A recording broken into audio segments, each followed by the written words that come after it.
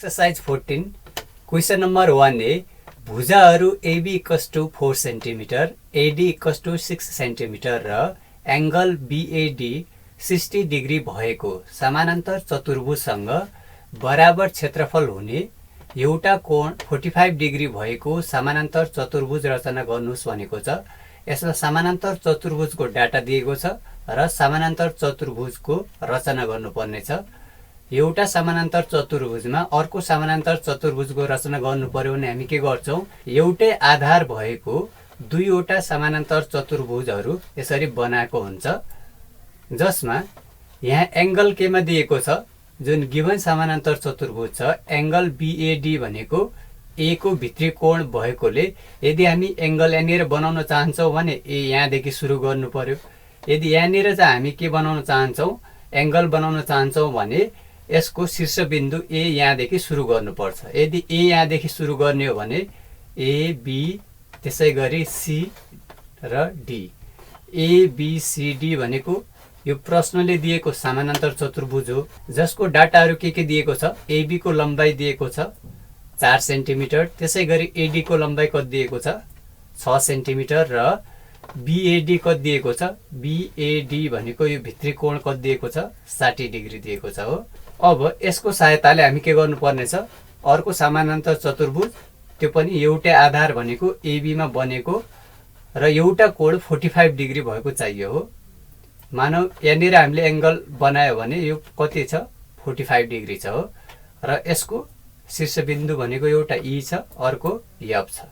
अब हामी यो रचना कसरी गर्छौं, सुरुमा ABCD जुन गिवन समानान्तर चतुर्भुज छ त्यसको लागि AB को लम्बाई दिएको छ, AD को लम्बाई दिएको छ हो र यो एंगल दिएको छ। अब एंगल दिएको छ र त्यसैको लम्बाई हामीलाई थाहा छ भने के गर्छौं, यहाँनिर पोइन्ट राखेर कम्पासको यहाँनिर 60 डिग्री रचना गर्छौं र 6 सेन्टिमिटर चाप काट्यो भने के हुन्छ त D पोइन्ट भेटिन्छ र यो D पोइन्टबाट C पोइन्ट कसरी भेटिन्छ, 4 सेन्टिमिटरको चापले यहाँनिर काट्ने। त्यसै गरी B पोइन्टबाट C पोइन्ट कति टाढा छ 6 सेन्टिमिटर टाढा छ, यसरी यो C पोइन्ट भेटिन्छ हो। किनकि समानान्तर चतुर्भुजमा अपोजिट साइडहरू बराबर र समानान्तर हुन्छन् हो। त्यही भएर यो पोइन्ट पनि भेटियो, यो पनि भेटियो भने के हुन्छ त, यो जोड्यो भने के बन्छ, समानान्तर चतुर्भुज ABCD बन्छ।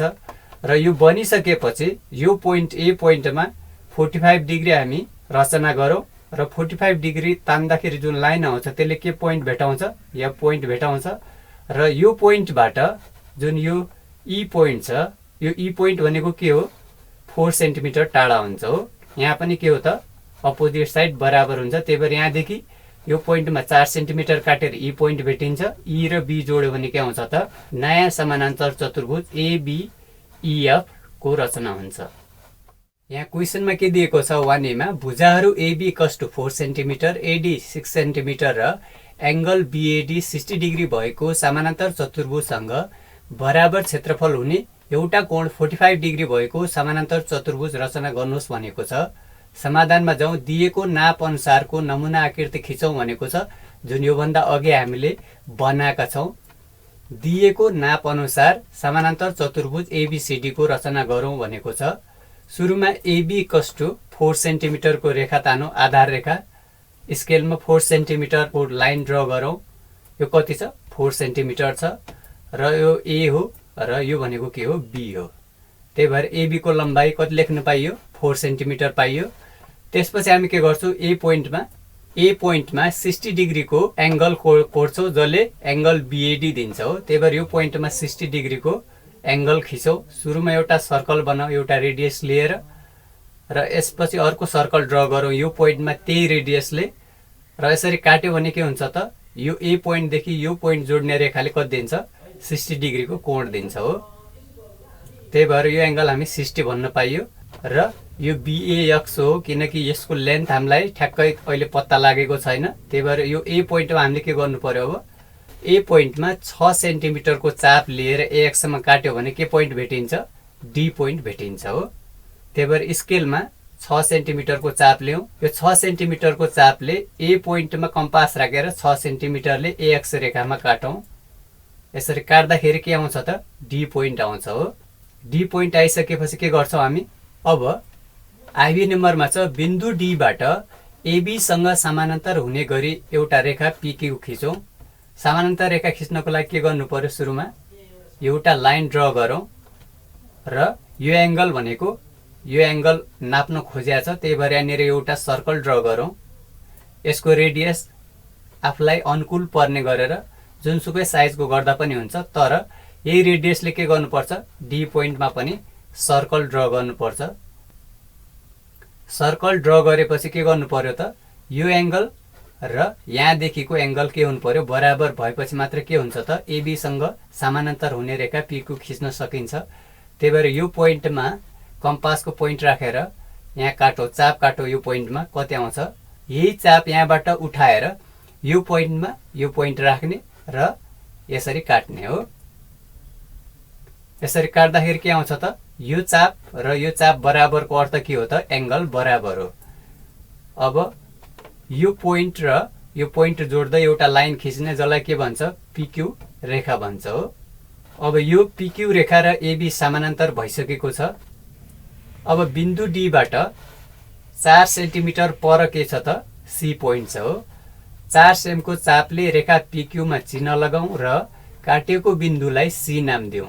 सुरुमा 4 सेन्टिमिटरको चाप लिउँ र डी पोइन्टमा कम्पास राखेर हामीले के गर्नु पर्यो, 4 सेन्टिमिटरको चाप काट्नु पर्यो र काटिएको बिन्दुको नाम के हो त, सी पोइन्ट हो। अब बी र सी जोडौँ, बी र सी जोडौँ। यसरी समानान्तर चतुर्भुज एबीसीडी तयार भयो।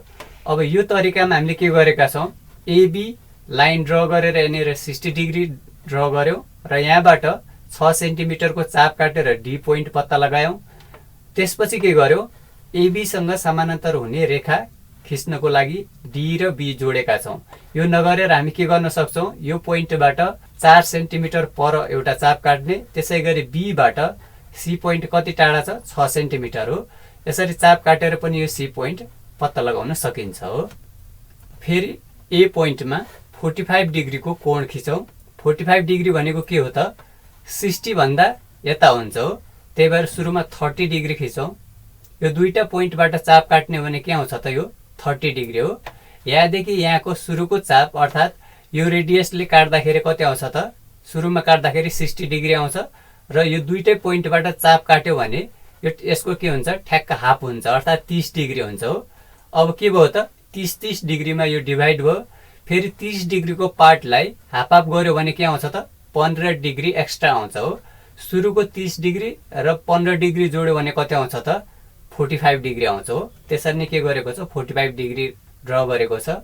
यो भनेको कति हो, 30 डिग्री। त्यसै गरी यो पोइन्ट र यो पोइन्टबाट चाप काट्यो भने के आउँछ, एक्स्ट्रा 15 डिग्री आउँछ र यो 30 डिग्री यो 15 भनेको कति हुन्छ, 45 डिग्री हुन्छ हो। यो 45 डिग्रीको लाइनले जुनलाई काट्छ, सीडीलाई बिन्दु एफमा काट्छ हो। त्यही भएर यसको नाम हामीले के लेख्नु पर्यो, एफ लेख्नु पर्यो।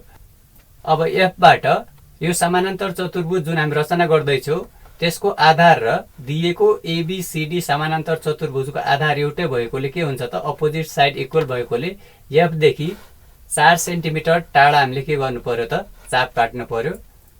स्केलमा 4 सेन्टिमिटर लिएर यसरी एफ पोइन्टबाट काट्दाखेरि के आउँछ त, यो पोइन्ट ई नाम आउँछ। अब बी र ई जोड्नु पर्यो, बी र ई जोड्यौँ। अत आवश्यक सच एबीईएफ तयार भयो, जसको क्षेत्रफल दिएको समानान्तर चतुर्भुज एबीसीडी सँग बराबर हुन्छ।